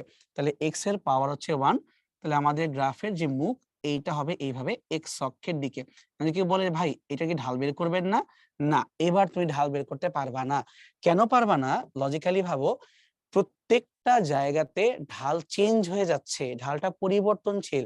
এখন যদি ঢাল বের করতে চাও, তোমাকে ডিফারেন্সিয়েট করতে হবে এবং কোন পয়েন্টে জানতে চাও ওই মানটা বসাইতে হবে। ম্যাথে কিন্তু পড়ছো যে কোনো কার্ভের জন্য স্পর্শক, অভিলম্ব এগুলো কিন্তু বের করা যায়, তাই না? তাহলে এখানে আমাকে ডিফারেন্সিয়েট করে তারপর বের করতে হবে। এইটা দিলে পোলাপান কাইন্ডলি দিবে, দরকার নেই, লাগবে না, একটু তোমার করতে হবে নাকি? সো এই 3টা গ্রাফ মোটামুটি বুঝলে তোমাদের চলবে যে কোনটা কিভাবে কিভাবে আসলো। ঠিক আছে, তো সামনে যাওয়া যাক। জিএসটি 21-22 এর ছোট্ট প্রবলেম। এল কার্যকরী দৈর্ঘ্যের সরল দোলকের দোলনকাল এবং কৌণিক কম্পাঙ্ক কোনটা? টি সমান 2 পাই রুট ওভার এল বাই জি, এ তো অবশ্যই হবে। এবং এটা দেখো প্রথমে বলছে দোলনকাল, তাহলে এই যে টি সমান 2 পাই রুট ওভার এল বাই জি, আর ওমেগার মান যে জি বাই এল, এইটাই কিন্তু আমি দেখো কিছুক্ষণ আগেই প্রুফ করে আসছিলাম। এই যে ওমেগা স্কয়ার সমান সমান জি বাই এল, তাহলে ওমেগা সমান সমান root over g by l. So proof গুলো জানতে হবে, এগুলা ভুলে সমস্যা আছে। 50 সেন্টিমিটার দৈর্ঘ্য, তাহলে কার্যকরী দৈর্ঘ্য 50 সেন্টিমিটার। এই সরল দোলক প্রতি মিনিটে 40 বার দোল দেয়। আচ্ছা, এখান থেকে চাইলে আমরা বের করে ফেলতে পারি তার পর্যায়কালের মান কত। চিন্তা করো, প্রতি মিনিটে 40 বার দোল দেয়, আমার দরকার কি? একবার দোল দিতে যেই সময় লাগে, প্রতি মিনিট মানে তোমার হচ্ছে বেসিক্যালি 60 সেকেন্ড। তাহলে 40টা দোলন দেয় 60 সেকেন্ডে, তাহলে একটা দোলন দিবে কতক্ষণে? ঐকিক নিয়ম, 60 সেকেন্ড ডিভাইড বাই 40। তুমি চাইলে এটাকে 4 15 60 অথবা 1.5 লিখতে পারো, থাকুক, ঠিক আছে। যদি এই দৈর্ঘ্যটাকে আমরা এখন চেঞ্জ করে 200 করে ফেলি, নতুন কার্যকরী দৈর্ঘ্য L2, তাহলে এখন এটা 60 বার দোলন দিতে কত সময় লাগে? আচ্ছা, লিটারালি অ্যাকচুয়ালি 60 বার নিতে মাথা ঘামায়ও না, তুমি আগে চিন্তা করো একটা দোলন দিতে কত সময় লাগে, মানে নতুন দোলনকাল কত। যাই পাবা ওই মানটাকে 60 দিয়ে গুণ দিবা, কারণ কি একবার দোলন মানে T2, আর 60 বার মানে ইনটু 60। সো আমাকে T2 বের করতে হবে, সে মেইন কথা। টি এর সাথে এল এর কানেকশনটা কি? এই দেখো উপরে লেখা আছে যে রুট ওভার এল বাই জি, টি এর সাথে এল এর কানেকশনটা রুট ওভার, তাহলে T2 ডিভাইড বাই T1 সমান সমান root over L2 divide by L1, root ওভারের সমানুপাতিক। তাহলে L2 মানটা কত 200 আর L1 তোমার কত ছিল 50, তাহলে 4 5 20, রুট করে তোমার কত হচ্ছে 4 কে পাওয়া যাচ্ছে 2। তার মানে বলতে পারি নতুন দোলনকালটা হবে আগে যাই ছিল তার দ্বিগুণ। আগে কত ছিল 1.5, ডাবল করলে কত হয় 3 সেকেন্ড। তার মানে আমরা এটা বলতে পারি যে এবার একটা কমপ্লিট দোলন দিতে সময় লাগবে 3 সেকেন্ড, কিন্তু তুমি চাচ্ছ 3 না, তুমি 60 বার দোলন চাও, যাই পাইছো 60 দিয়ে গুণ করো, 3 6 18, তোমার এখন সময় লাগবে 180 সেকেন্ড। পরীক্ষায় ঐকিক নিয়ম দিয়ে চিন্তা করবা না, কিন্তু অঙ্ক করতে গেলে পুরো মারা খেয়ে যাবা। সিম্পল জিনিস কিন্তু যদি বানায় ফেলো না। Rajshahi university 21-22 problem. একটা সরল দোলকের দৈর্ঘ্য বড় হাতের এল, এখন তুমি যদি দোলনকালকে অর্ধেক করতে চাও তাহলে তোমার দৈর্ঘ্যের কি অবস্থা হবে? আমরা জানি টি সমানুপাতিক রুট ওভার এল। তুমি চাচ্ছ এই দোলনকালটাকে অর্ধেক করতে, মানে এই পাশের মান যেন হাফ আসে, তুমি এইটা চাও। তাহলে এল কে তুমি কি করবা? এল কে যদি আমরা 4 ভাগের 1 ভাগ করি তখন রুট করলে কিন্তু হাফ পাওয়া যাবে। তার মানে অ্যান্সারটা হচ্ছে দৈর্ঘ্য হবে 4 ভাগের 1 ভাগ। সরল দোলককে পৃথিবীর কেন্দ্রে নিয়ে গেলে কি অবস্থা হবে? পৃথিবীর কেন্দ্রে জি এর মান কত? পৃথিবীর কেন্দ্রে কোনো জি এক্সিস্ট করেই না, তার মানে টি সমান সমান 2 পাই রুট ওভার এল বাই জি তো এক্সিস্টই করে না, তার মানে এটা অসীম হয়ে যাবে, লিটারালি ও দুলবেই না, এভাবে বলা উচিত। কারণ অসীম মানে ও যাইতে আসতে মহাকাল সময় নিয়ে নিবে, ওটা সম্ভবই না, হচ্ছে অসীম। একটি সরল দোলকের দোলনকাল 20% বৃদ্ধি করতে, বি কেয়ারফুল, তুমি দোলনকালকে 20% বৃদ্ধি করতে চাও, তার মানে আমাদের নতুন দোলনকালটা কবে হবে, মানে কত হবে? আগে ছিল 100, আরো 20% বৃদ্ধি, তাহলে আমাদের নতুন দোলনকাল হয়ে গেল আদি দোলনকালের সাপেক্ষে 120%। তাহলে কার্যকরী দৈর্ঘ্য কত গুণ বাড়াতে হবে? তাহলে আগে আমি চিন্তা করি যে টি এর সাথে এল এর কানেকশনটা কি। T2 বাই T1 সমান সমান root over L2 by L1, তাই না? তাই T2 বাই T1 কে চাইলে আমরা 120% বলতেই পারি, অথবা 120 ডিভাইডেড বাই 100 কিন্তু হোল স্কোয়ার সমান সমান হচ্ছে নতুন দৈর্ঘ্য ভাগ আগের দৈর্ঘ্য, তাই না? লিখতে পাইতাম এইভাবে। এখন তুমি চিন্তা করো যে ভাই এত মুখোমুখি করতে গেলে মরে যাব, মরে যাবা না, একটু ভালো করে চিন্তা করো যে 120 আর এটা কি করা যায়, শূন্য শূন্য তুমি বাদ দিয়ে দাও, 12 কে স্কোয়ার করলে তোমার হয় 144 আর তোমার নিচে হয় 100, মানে বেসিক্যালি 1.44। আর তুমি আমাকে বলো এই লেখাটা কি মিন করতেছে? এই লেখাটা মিন করতেছে নতুন দৈর্ঘ্যটা হবে আদি দৈর্ঘ্যের 1.44 এত গুণ। তা এটা তুমি কমন সেন্সে বলো কতটুকু বৃদ্ধি পাইলো? এক তো আগে থেকেই ছিল, মানে 100% তো আগে থেকেই ছিল, তাহলে পরিবর্তনটা কত আসলো? পরিবর্তনটা আসলো 0.44, এত আসলো পরিবর্তন, মানে 44/100। তো 4 দিয়ে কাটাকাটি করা যায়, 4 11 44 আর 4 25 100, 11/25। তো দেখো এটা কিন্তু আছে। এই কোশ্চেনটা খুবই সুন্দর হয়েছে, মানে সুন্দর কোন অর্থে বলবো যে না কঠিন, কিন্তু তুমি যদি ব্যাপারটা না বুঝো তুমি সলভ করতে পারবে না।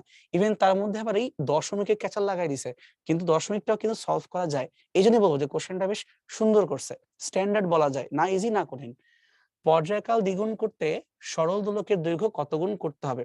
তুমি যদি পর্যায়কালকে দ্বিগুণ করতে যাও, টি সমানুপাতিক রুট ওভার এল না, এই পাশে 2 গুণ করতে হলে দেখো তো 4 কে রুট করতে হবে না, তাহলে অ্যান্সারটা হচ্ছে দৈর্ঘ্যকে 4 গুণ করতে হবে বা 3 গুণ বৃদ্ধি করতে হবে, তাহলেই হবে। ঠিক আছে, মহাকাশে একটি সেকেন্ড দোলকের কম্পাঙ্ক কত হবে? একবার চিন্তা করো, এটা কিন্তু দোলক এবং দোলকের ক্ষেত্রে অবশ্যই জি এর ইফেক্ট আছে। মহাকাশে গেলে জি কত? মহাকাশে গেলে জি হবে 0, তার মানে কোনো লাভ নাই, এটা অসীম হয়ে যাবে, এটা দুলবেই না কেন্দ্রের মতো। একটা সরল দোলকের দোলনকাল 50% বাড়াতে কার্যকরী দৈর্ঘ্যে কি পরিবর্তন করতে হবে? তো দোলনকাল যদি 50% বাড়ায় দাও, তার মানে নতুন দোলনকাল T2 হবে আগে যাই ছিল তার সাথে আরো 50% যোগ, আগে যাই ছিল বলতে 100%ই ছিল, তাহলে দৈর্ঘ্যে পরিবর্তন কত? তাই T2 বাই T1 মানে তোমার হচ্ছে 150/100 সমান সমান root over L2 by L1। আমরা চাইলে এই পাশটাকে স্কোয়ার করতে পারি, তাহলে 15/10। 15কে স্কোয়ার করলে কত হয়? 225। তো 225 কেজি ভাগ করি 100 দিয়ে, 2.25 সমান সমান L2/L1। এই মানগুলো একটু মুখস্থ থাকতে হবে। 11কে স্কোয়ার করলে হয় 121, 12তে স্কোয়ার করলে 144, 13 হচ্ছে 169, 14 হচ্ছে 196, আর 15 হচ্ছে 225। এটা মনে রাখলে অঙ্ক তাড়াতাড়ি করতে পারবা। তার মানে এখানে দাবি হচ্ছে নতুন দৈর্ঘ্যটা হবে 2.25 অফ L1, মানে আগের দৈর্ঘ্যের এত গুণ। তো লজিক্যালি ভাবো, আগে তো 100% ছিলা না, তোমার কি আগে তো 1 ছিলা, তাই 2.25 1 থেকে কত বড় চিন্তা করো, 1 বাদ দিলেই 1.25, কারণ দৈর্ঘ্যের পরিবর্তন হবে 1.25 অথবা পার্সেন্ট আকারে 125%। ইজি জিনিস, কিন্তু হচ্ছে প্র্যাকটিস থাকতে হবে, নাহলে পারবা না, যোগ বিয়োগে ভুল করে বসবা। একটি সরল দোলক x এর দৈর্ঘ্য অপর সরল দোলক y এর দৈর্ঘ্যের 3 গুণ। আচ্ছা, সো মেইন কথা হচ্ছে যে দৈর্ঘ্যের সাপেক্ষে চিন্তা করি, Lx আর Ly, দেখো কি বলছে, এই x এর দৈর্ঘ্য হবে y এর দৈর্ঘ্যের 3 গুণ, তাই 3টাকে এই জায়গাতে গুণ দেওয়া লাগবে, Lx মানে 3Ly। এখন বলতেছে y এর দোলনকাল যদি 1/3 সেকেন্ড হয়, মানে ty সমান সমান যদি 1/3 হয়, তোমাকে বের করতে বলতেছে, তাই tx সমান সমান কত খুঁজে বের করো। তাহলে আমরা জানি যদি t কে অনুপাত করতে হয়, t সমান সমান 2π√L/g, দৈর্ঘ্যের সাথে রুট দিতে হবে। তাহলে উপরে রাখতে হবে Lx এর মানকে, আর নিচে রাখতে হবে আমার Ly এর মানকে, তাই না? তাহলে এখন দেখতে পারি tx সমান সমান ty টা ওই পাশে গুণ হয়ে যাবে, সো ty মানে কি 1/3, আর এখানে রুটের ভিতরে কি আসবে, Lx/Ly। Lx মানে কি 3 গুণ অফ Ly, সো বেসিক্যালি এটা 3ই চলে আসতেছে। তাহলে উপরে তোমার √3 আর নিচে 3, সো কাটাকাটি করলে 1/√3, তাহলে অ্যানসারটা হবে 1/√3 সেকেন্ড। কোথায় আছে জিনিসটা? এই যে অ্যানসার, এখানে অ্যানসার ডি। সো হোপফুলি আমরা বুঝতে পারছি যে কোনটা কিভাবে আসছে। যদি একটি সরল দোলকের বিস্তার দ্বিগুণ করি, তাহলে এর পর্যায়কাল কি হবে? কিচ্ছু যাবে আসবে না। তার কারণটা হচ্ছে পর্যায়কালের সাথে বিস্তারের কোনো সম্পর্কই নেই, তাই যাবে আসবে না। উত্তর হবে উত্তর ডি। একটি কি হলো? হ্যাঁ, এই যে ঠিক আছে। একটি সরল দোলক, আচ্ছা বেশি প্রেস পড়ে গেছিল। এই যে এবার ঠিক আছে। একটি সরল দোলকের বিস্তার দ্বিগুণ করলে এর দোলনকালের অবস্থা কি হবে? কিছুই যাবে আসবে না। এটা একটু আগে বলছিলাম, বিস্তারের সাথে কোনো কানেকশন নাই। পৃথিবী পৃষ্ঠে জি এর মান তোমাকে দেওয়া আছে। একটা দোলক ঘড়ি সঠিক সময় দেয়। ওকে যদি আমরা চন্দ্র পৃষ্ঠে মানে জিএম নতুন যদি নিয়ে যাই, তখন পৃথিবী পৃষ্ঠের 1 ঘন্টা সময় চন্দ্র পৃষ্ঠের জন্য কি অবস্থা হবে? আসলে তোমাকে যে বোঝানো হচ্ছে সেটা হচ্ছে পৃথিবী পৃষ্ঠের সাপেক্ষে চন্দ্র পৃষ্ঠের জন্য তোমাকে বের করতে বলা হচ্ছে দোলনকাল কিভাবে চেঞ্জ হয়, মানে সেটা বের করতে বলতেছে। তো যে আমরা চিন্তা করি টি সমান 2π/L/g, তাহলে চাঁদের পৃষ্ঠের টি আর পৃথিবীর টি, চাঁদকে আমি টি প্রাইম দিয়ে মার্ক করলাম, 2πL তো কিছু হবে না, কিন্তু জি তে গন্ডগোল লাগবে। জি কার হবে? তাহলে টি এর সাথে জি এর সম্পর্কটা উল্টা, চাঁদের টি উপরে, তাহলে চাঁদের জি নিচে, পৃথিবীর টি নিচে, তাই পৃথিবী উপরে, সম্পর্কটা আমাকে উল্টায় দিতে হবে। আমাকে যদি মানটা বসাও, তাহলে উপরে তোমার হচ্ছে পৃথিবীর মান 9.8, নিচে চাঁদের মান 1.6, তাহলে 9.8 আর 1.6 রুট কোথায় আছে? এই যে আমাদের অ্যান্সারটা এখানে সি। ঠিক আছে, জাস্ট এই ইকুয়েশনটা একটু ফলো করতে পারলে ডিরেক্টলি হয়ে যাচ্ছে, আর কোনো প্রবলেম নাই। একজন ছাত্র সরল দোলকের দোলনকালে দোলকের বিভিন্ন দৈর্ঘ্যের জন্য পরিমাপ করতেছে। এখন কোন চলকের মানগুলো ছক কাগজে আঁকলে মূল বিন্দুগামী সরলরেখা হবে? দেখো, আমি এইটি তোমাকে একটু আগেই বুঝে আসছিলাম যে কোনটা কোনটা আঁকা সম্ভব। এল এবং টি এটা হবে না, তুমি দেখেই বুঝতে পারতেছো।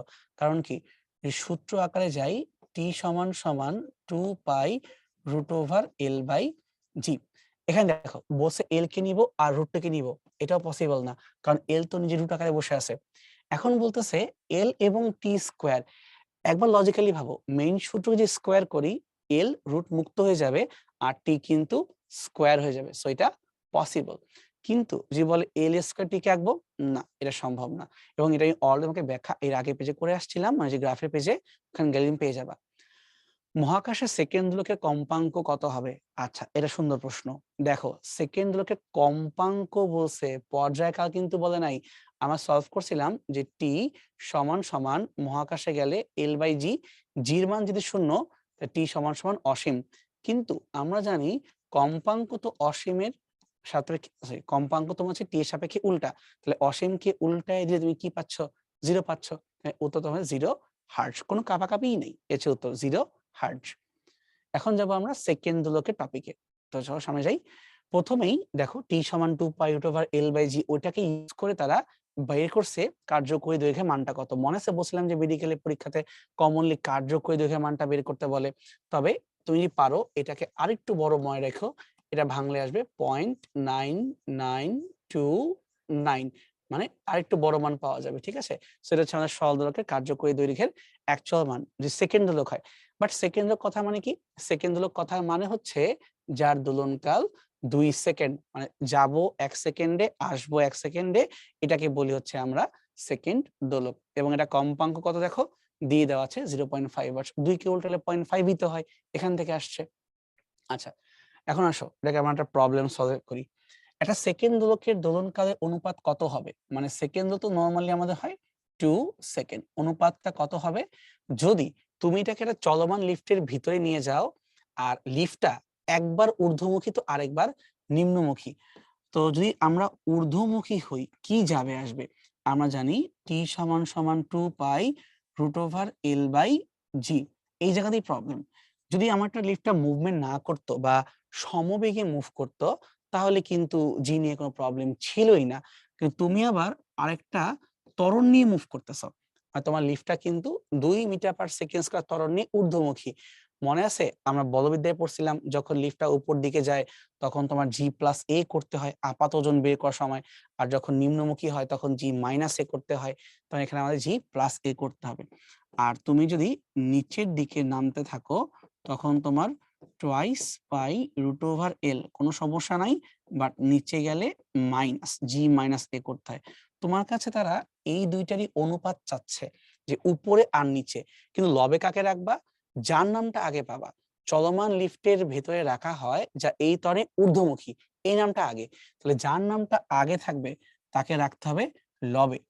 তাহলে টি আপ গেল উপরে আর টি ডাউন গেল নিচে, কারণ এদিকে আমি অনুপাত করব 2 পাই এল সব শেষ, শুধু তোমার জি প্লাস এ আর জি মাইনাস এ, এখানে জি প্লাস এ, এখানে মাইনাস এ, এবং এখানে তোমার একটা রুট। এই লেখা থেকে এই লেখাটা আসছে, আশা করি আমরা বুঝতে পারছি। আসা মানটা বসাই দেই, তোমাকে জি এর মান প্রশ্নে বলতেছে 10 ধরে নাও, এই যে বলা আছে, না বললে 9.8, তাহলে 2 দিয়ে উপরে আর নিচে, so 10 minus 2 divided by 10 plus 2, তাহলে তোমার হচ্ছে উপরে কত আসলো? উপরে 8 আর নিচে তোমার হচ্ছে 12। যদি আমরা কাটাকাটি করি তাহলে কত হয়? 4 2 এ 8, 3 4 এ 12। তাহলে এখানে আলটিমেটলি অ্যান্সারটা হচ্ছে অনুপাত যেহেতু বলছো, তাহলে টি আপ অনুপাত টি ডাউন সমান সমান রুট ওভার 2 অনুপাত রুট ওভার 3। এই তো, তোমাদেরকে এটা কথা বলে রাখি, ঢাকা ভার্সিটি পরীক্ষার জন্য দুইটা রুটের মান আমাদের অবশ্যই মুখস্থ রাখা উচিত। রুট 2 কে ভাঙলে পাওয়া যায় 1.414, আর রুট 3 কে ভাঙলে পাওয়া যায় 1.73। এই দুইটা মান একটু কাইন্ডলি মনে রাখো, তোমাদের পরীক্ষায় দেখা যায় রুট 2 মনে হয় এই নিয়ে 4-5 বারের উপরে আসছে, 4-5 বারেরও বেশি। তো একটু দেখে রাখলে ভালো হয়। চলো সামনে যাই। একটা সেকেন্ড লোককে পাহাড়ের পাদদেশে সরের সমাধিতে পাওয়া যাচ্ছে। এখন সেটাকে যদি আমি পৃথিবীর ব্যাসার্ধের অর্ধেক উচ্চতায় নিয়ে যাই তাহলে ঘন্টায় কত সেকেন্ড স্লো যায়?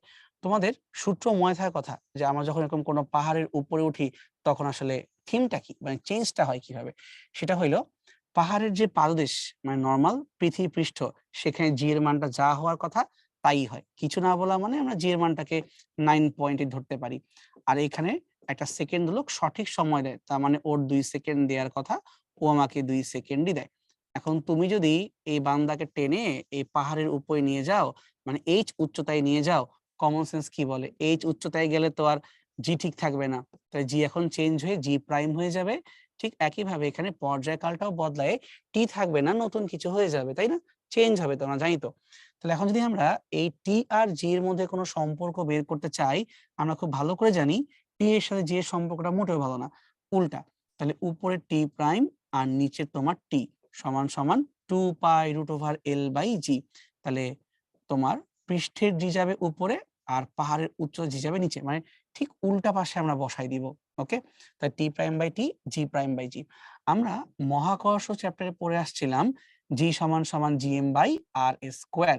তাহলে পৃষ্ঠের জি বের করতে গেলে পৃষ্ঠের দূরত্ব, উচ্চতার বের করতে গেলে জি উচ্চতার দূরত্ব, মানে আর প্লাস এইচ, কিন্তু পুয়াটা একটা রুটের ভিতরে আছে, এন্ড দ্যাটস ওয়াই কাটাকাটি করে আমরা আর প্লাস এইচ বাই আর এটা পেয়ে যাচ্ছি।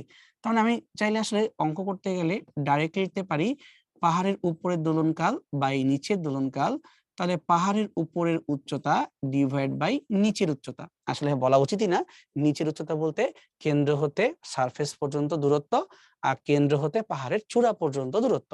So T prime by T R plus H by R. এইটাকে আবার আমরা চাইলে সময়ের সাপেক্ষেও চিন্তা করতে পারি। কিভাবে? সেটা হইলো, চিন্তা করো যে আমাদের একদিন কতক্ষণে হয়, 24 ঘন্টা হয়। তো 24 ঘন্টাকে সেকেন্ডে কনভার্ট করলে পাওয়া যাবে ৮৬,৪০০ সেকেন্ড। আমাদের যেহেতু এটা একটা সেকেন্ড দোলক, এই কথা মানে কি? এই কথা মানে হচ্ছে যদি এটাকে আমি দুলতে দেই হাতের ডান দিক পর্যন্ত, এই একদিকে যাইতেই ওর সময় লাগার কথা ১ সেকেন্ড, এবং ঠিক একইভাবে উল্টা পাশে ব্যাক আসতেও ওর সময় লাগার কথা ১ সেকেন্ড। তার মানে এই যে একদিকে গেল, একটা অর্ধ দোলন দিল, তাকে বলতে পারি আমরা একটা টিক। তোমার দেখার কথা, ঘড়ির কাঁটায় যখন দোলে টিক টিক টিক টিক এরকম করে না? তার মানে একটা অর্ধ দোলন ১ সেকেন্ডকে ইন্ডিকেট করে। তার মানে একদিনে ওর ৮৬,৪০০ বার টিক টিক করার কথা। কিন্তু উপরে গেলে অতগুলা করে না, কিছুটা হারায়া যায়। তার মানে যদি আমরা ধরে নিই এইভাবে যে ও যদি নিচে থাকতো, তাহলে ৮৬,৪০০ এতগুলাই টিক টিক সাউন্ড ও করে। কিন্তু উপরে গেলে এতগুলা করতে পারে না, একটু কম করে। কারণ কি? ও স্লো হয়ে যায়। তাহলে ৮৬,৪০০ মাইনাস এন এতগুলো টিক টিক ও করে, বা সিম্পলি ও আমাকে এতগুলো অর্ধ দোলন দিচ্ছে। তাহলে ঐকিক নিয়ম অনুযায়ী আমি ডিরেক্টলি বসাই ফেলতে পারি যে ভাই তোর দেওয়ার কথা ছিল ৮৬,৪০০, বাট তুই আমাকে একটু কম দিচ্ছিস, ৮৬,৪০০ মাইনাস এন। অনেকে ভুলটা কি করে? অনেকে বলে ভাই মাইনাস এন তো উপরে আছে, মানে পাহাড়ের উপরে গেলে, তাহলে আপনি কেন লবে লিখলেন না? উল্টা করে ভাবো, হরের মানটা ছোট, লবের মানটা বড়, তাই মাইনাস এনটা নিচে আর উপরে মানটা বড়। ঠিক আছে, ঐকিক নিয়মে কি হয়, উল্টায় যায় না, ডিভাইড করতে হয় না। সো এখানে ডিভাইড করা হয়েছে, বা ইজি করে মনে রাখবা নিচে ছোট উপরে বড়। ঠিক আছে, তাহলে আমাদের যত অঙ্ক 14 গোষ্ঠীর আছে সব কিন্তু এই একটা লাইন দিয়েই বের করে ফেলা সম্ভব। শুধু একটা জিনিস খেয়াল রাখো, এই ৮৬,৪০০ কিভাবে আসলো? তার কারণ আমরা চিন্তা করলাম এক দিনকে নিয়ে, যে এক দিনে তুমি কতটুকু হারাও বা যা কিছু হয়। প্রশ্নে আমাকে যে একদিনই বলবে এমন তো কোনো ঘটনা নাই, আমাকে তো গ্যাঞ্জাম পাকাইতেই পারে। তো দেখো কি বলছে, যে যদি এটাকে আমি পৃথিবী ব্যাসার্ধের অর্ধেক উচ্চতায় নিয়ে যাই, তাহলে ঘন্টায় কত সেকেন্ড স্লো হয়ে যাবে। আমাকে এন বের করতে বলতেছে, তাহলে আর তো আমার আর, আর এইচ এর মানটা কত বসাবো? আমাকে প্রশ্নে বলা হচ্ছে যে পৃথিবীর ব্যাসার্ধের অর্ধেক উচ্চতায়, তার মানে এইচ ইকুয়াল টু ব্যাসার্ধ ডিভাইড বাই 2। তাহলে আমরা আমাদের এই সূত্রে লিখবো আর প্লাস এইচ মানে আর বাই 2, আর ডিভাইড করবো কি দিয়ে? আমরা ডিভাইড করবো আমরা আর দিই। তাহলে কাটাকাটি করলে কি পেয়ে যাব? এখানে দেখো বলছে কিন্তু নিয়ে গেলে ঘন্টায় কত স্লো হয়, তারা কিন্তু 24 ঘন্টায় বলে নেই, 1 ঘন্টায় বলছে। তাই চালাকি করে আমরা ৮৬,৪০০ লিখবো না, 24 ঘন্টায় হয় ৮৬,৪০০, 1 ঘন্টায় কত হয়? 1 ঘন্টায় তোমার হয় ৩৬০০। মানে মেইন কথা হচ্ছে প্রশ্ন বুঝে তুমি এখানে ৮৬,৪০০ বা ৩৬০০ বসাবা। যত ঘন্টায় তত ঘন্টাকে সেকেন্ডে বসে দিবা, অঙ্ক একবারে হয়ে যাবে। তাহলে উপরে তোমার হচ্ছে 1 প্লাস হাফ, আর তোমার হচ্ছে 1, 3/2 কে 1 দিয়ে ভাগ করলে 3/2 ই হয়। তাহলে অ্যান্সার আমরা পাচ্ছি এখান থেকে 3/2 সমান সমান এই যা হাবিজাবি লিখছি ৩৬০০ ডিভাইডেড বাই 3600 মাইনাস n। এখন তুমি এটাকে চাইলে উল্টায় গুণ করেও করতে পারো, বা তুমি চাইলে একবারেও করতে পারো। আচ্ছা, তাহলে এটাকে যে আমরা একবারে এই পাশে লিখে সলভ করে দেই, তাহলে কি অবস্থা হচ্ছে? এটা পাওয়া যাচ্ছে 1 মাইনাস n বাই ৩৬০০ সমান সমান 2/3, মানে আমি লবকে হর আর হরকে লব করলাম, তাই 2/3 পাশে আসলে পড়ে থাকবে 1/3 সমান সমান n/3600, তাই 3×12 36। তাহলে আলটিমেটলি এখানে n এর যে মান এটা পাওয়া যেত হচ্ছে 1200, 1200। তার মানে এই বান্দা প্রতি ঘন্টায় 1200 করে সেকেন্ড হারাবে বা এতটুকু স্লো হয়ে যাবে। বুঝতে পারছো? এখানে এসে লবকে হর আর হরকে লব করে দিছি, অঙ্কটা ইজি হয়ে গেছে। গুণ করা বেশি কষ্টকর কাজ, ভাগ করা বেশি ইজি। ঠিক আছে, সামনে আগাই আমরা। এখন দেখো এই সেকেন্ড গুলো একটা সামারি করে দেওয়া আছে যে কখন স্লো হয় কখন ফাস্ট হয়। বেসিক্যালি মেইন ঘটনা হলো টি সমানুপাতিক √এল আর টি সমানুপাতিক 1/√জি, মানে টি সমান 2π√L/জি। এটা অ্যাকচুয়ালি এখান থেকে আসছে। তাহলে এল এর মান বাড়লে টি এর মান বাড়বে, এল এর মান কমলে কমবে, জি এর মান বাড়লে বাড়বে, জি এর মান কমলে কমবে। কিন্তু তুমি কিভাবে বাড়াবা কিভাবে কমাবা? তাপমাত্রা বাড়লে দৈর্ঘ্য বাড়ারই কথা, আর এল বাড়লে টিও বাড়ার কথা। ঠিক একইভাবে শীতকালে উল্টা, তখন তোমার তাপমাত্রা কমবে, এল কমবে, টিও কমবে। কিন্তু একটা ব্যাপার তুমি এখানে খেয়াল করো, সেটা হচ্ছে যদি আমাদের এল এর মান বাড়ে তাহলে কিন্তু ঘড়ি ফাস্ট হয় না, ঘড়ি কিন্তু স্লো হয়ে যায়। এইটাই কিন্তু লজিক্যাল। কারণ ধরো সেকেন্ড হলো 1 2 3 4 5 6, প্রতি সেকেন্ডে একটা করে দিবে। কিন্তু যদি এর দোলনকাল ধরো 10 সেকেন্ড হয়, 1 2 3 4 5 6 7 8 9 10, স্লো হয়ে গেলাম না? তার মানে টি বৃদ্ধি পাওয়া বলতে বোঝাবো আমরা স্লো হয়ে যাওয়া। একটু আমাদের খেয়াল রাখতে হবে, ঠিক আছে? তাহলে এখন আসো আমরা এর পরে কিছু সিম্পল এমসিকিউ আছে, ওগুলো ঠিক করে ফেলি। সেকেন্ড দোলকের দৈর্ঘ্য অভিকর্ষ ত্বরণ জি এর সাথে কিভাবে হবে? √জি এর ব্যস্তানুপাতিক, বর্গমূলের ব্যস্তানুপাতিক। সেকেন্ড দোলকের কম্পাঙ্ক কত হবে? মুখস্থ আমাদের 2 এর উল্টা 0.5 হার্টজ। সেকেন্ড দোলকের দৈর্ঘ্য কত হবে? আচ্ছা, আমরা যে এল কে বের করতে চাই তাহলে কি করতে হবে? টি সমান সমান 2π/L/জি, তাহলে T square divided by 4π² multiplied by G. এখন তুমি জানো যে সেকেন্ড দোলকের টি এর মান কত? 2, তাহলে 4 কাটাকাটি হয়ে গেল, g/π²। তাহলে অ্যান্সারটা হবে অ্যান্সার এ, g/π²। পৃথিবী পৃষ্ঠে একটা সেকেন্ড দোলকের কার্যকরী দৈর্ঘ্য কত হবে? এটা আমাদের মুখস্থ 0.9929 বা রাফলি 0.994। মুখস্থ রাখলে অঙ্ক খুব তাড়াতাড়ি করা যায়, এর সে মেইন সুবিধা। এখন আমাদের লিফটের উপরে অভিকর্ষের প্রভাব। মজার বিষয়, এটা কিন্তু আমি তোমাকে একটু আগে অঙ্কের মধ্যে করায় আসছি, যে তখন মেইন সমস্যা হলো জি বদলায় যাবে। যদি তুমি উপর দিকে যাও তাহলে একটু ত্বরণটাকে বৃদ্ধি করবা, আর নিচে গেলে একটু কমায় দিতে হবে, এখানটা মাইনাস হবে, একটু প্রিন্টিং মিস্টেক, জি মাইনাস এ হবে। ওকে, সরল দোলকের দোলনকাল ক্যাপিটাল টি, আর তুমি উপরের দিকে g/3 সমত্বরণে উপরে উঠতেছো, মানে বেসিক্যালি এ। তাহলে এখন লিফটের ভিতরে এটা দোলনকাল কত হবে বের করে দাও। তাহলে নতুন দোলনকাল টি প্রাইম সমান সমান আগে যা ছিল ইকুয়াল টু 2πL সব বাদ, কিন্তু √জি টা বাদ দেওয়া যাবে না। উপরে তোমার হচ্ছে জি আর নিচে হবে জি প্লাস এ। প্লাস এ বলতে g/3, সো 1 + 1/3 মানে 4/3, সো 3/4। তাই রুট করলে তোমার আসতেছে উপরে 3 আর নিচে 4, তাই √3/2। তাই আগে তুমি যাই ছিলা তার সাথে √3/2। দেখো অঙ্কগুলো কিন্তু ইজি, কিন্তু মুখে মুখে প্র্যাকটিস করে করে খুব তাড়াতাড়ি লেখার চেষ্টা করতে হয় এবং আস্তে আস্তে হয়েই যায়। আমাদের মোটামুটি এই চ্যাপ্টারে যেই জিনিসপত্রগুলো ছিল আশা করি আমি তোমাকে ক্লিয়ার করে বুঝাই বলতে পারছি। তো আজকের ক্লাস আমাদের এই পর্যন্তই ছিল। তোমরা এখন বাসায় ভালো করে প্র্যাকটিস করো। আর এখান থেকে অঙ্ক আসলে কম্পারেটিভলি ইজি, কিন্তু এর আগের পার্টগুলা মানে লেকচার 1 2 3 ওখানে বেশ ক্রিটিক্যাল জিনিস পেয়েছিল। ঠিক আছে? So thank you everyone. আশা করি সবাই বুঝে গেছে। বাসায় প্র্যাকটিস করলেই হয়ে যাবে। ওকে, আজকের মতো বিদায়।